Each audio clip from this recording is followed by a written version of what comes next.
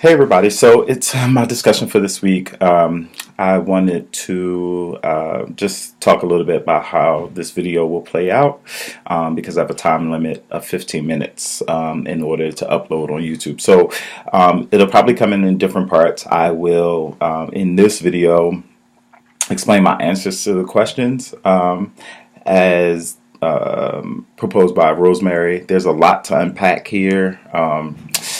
So I'm going to try to focus, but I'm already anticipating questions, so I'm trying to answer the questions while also being strategic and not needing to spell out everything. But that's difficult. So anywho, the second video I will talk about the relationship of the third question to watch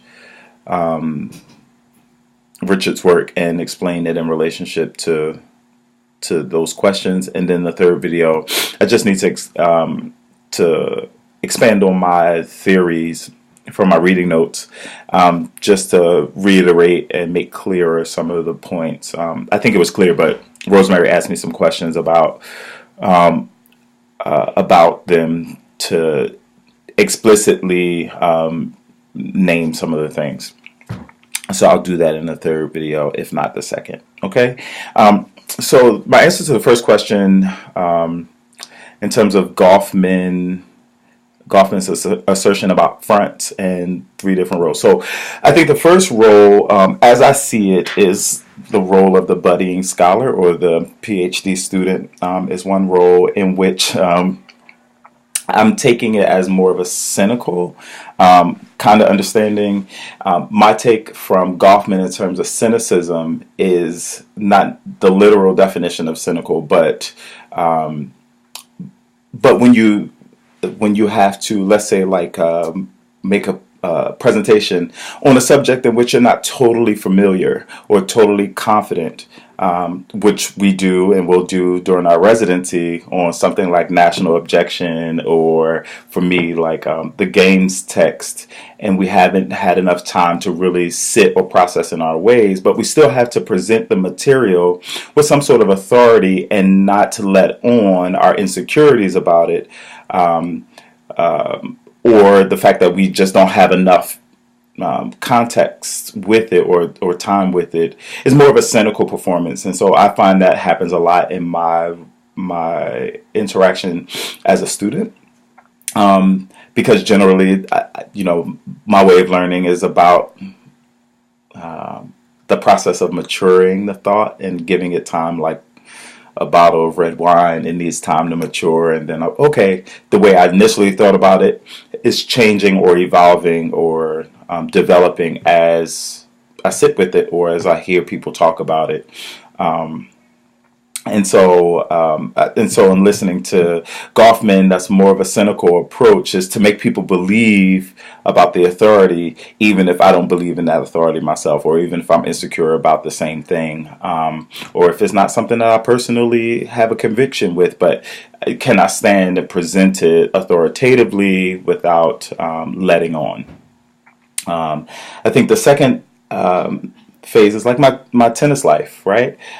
Here it is that, I'm not a professional tennis player, although I have an affinity for it, a deep appreciation for it, and a love for it. And so with my friends on the tennis circuit, they get that aspect of me, and I'm out there competing or playing tennis or talking about Serena or Venus to the point where one might believe that I am heavily invested in this as a career because I talk about it to the same level and in that context that I do my dance life and in the context of my career as a dancer.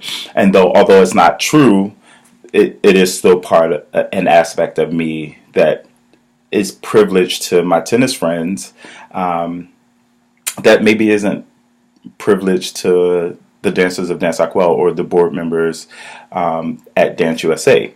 And so, that's a different front. And then the third front, speaking of being a professor, is the front of the professor, right?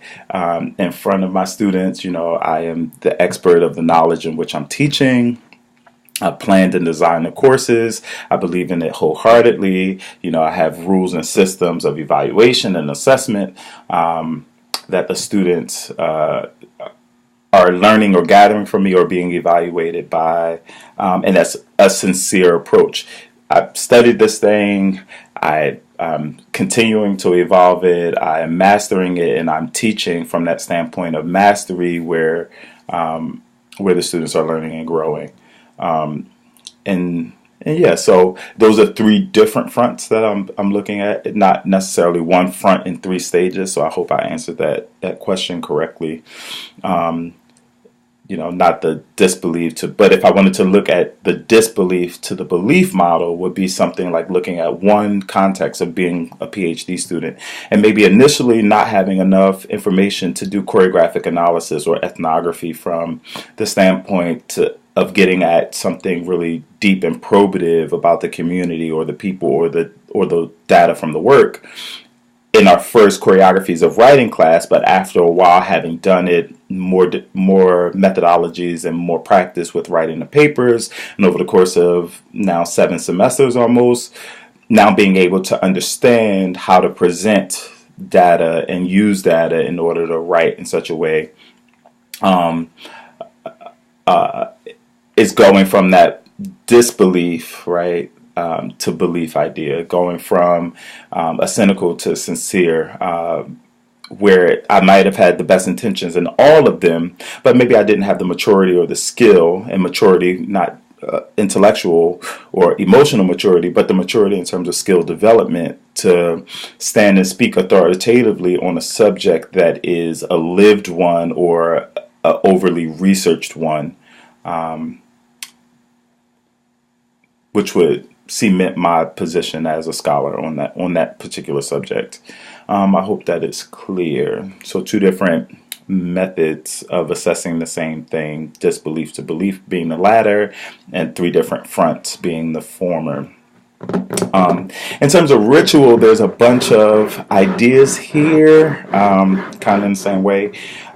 So the first thing that jumped out at me, and even before I saw the questions here, I put in my reading notes this idea of ritual in terms of dance being how we look at getting a student over from being a dance student to being a professional, and the 3 different stages with a lot of companies in the middle bridging that gap between studio and stage with a second company. And so in the second company would be this liminal phase or liminoid phase, right? Where the students are neither, right? They're neither a student enrolled in the course to either be graded or to be at a dance school just training.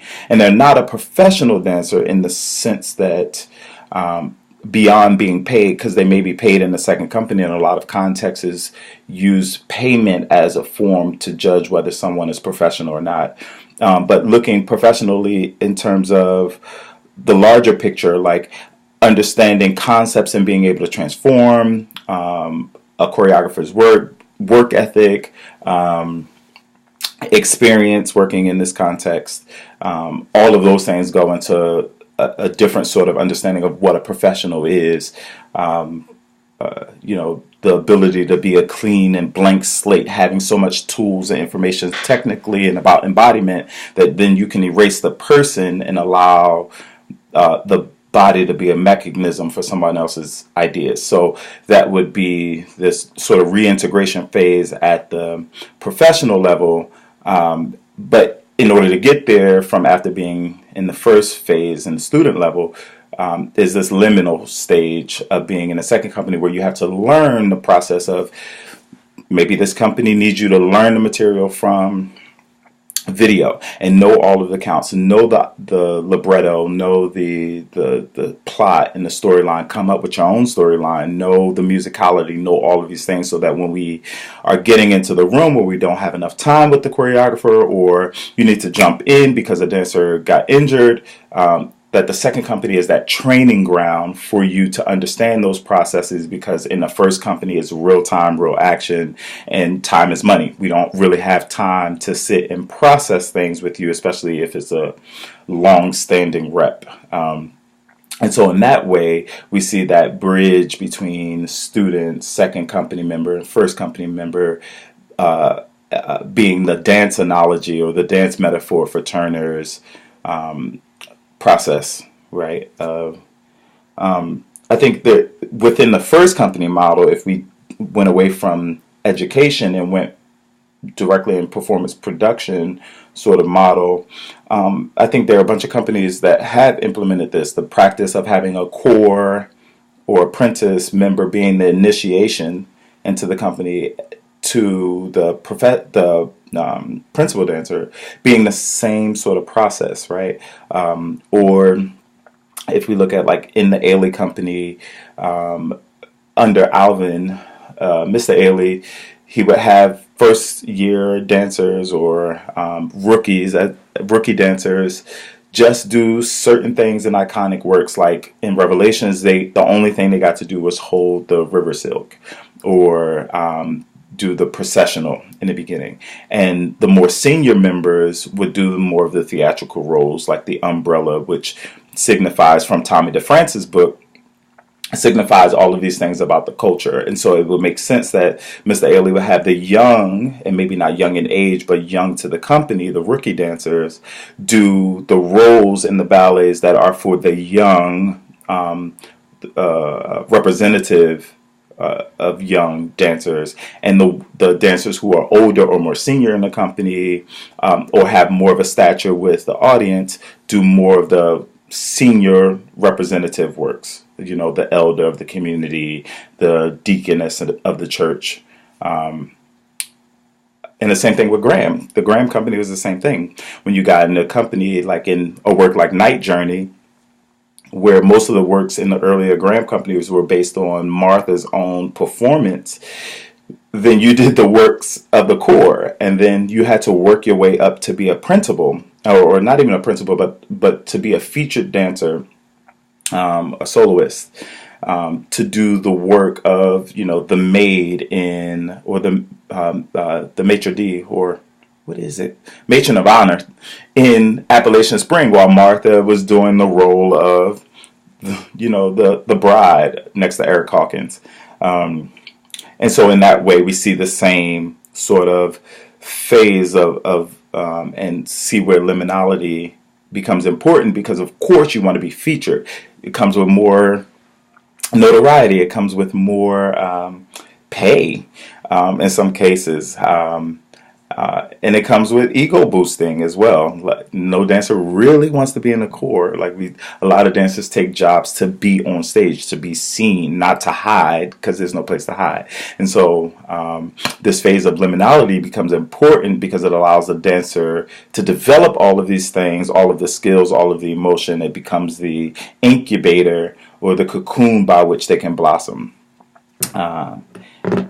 Yeah, those are my two things with that. Okay,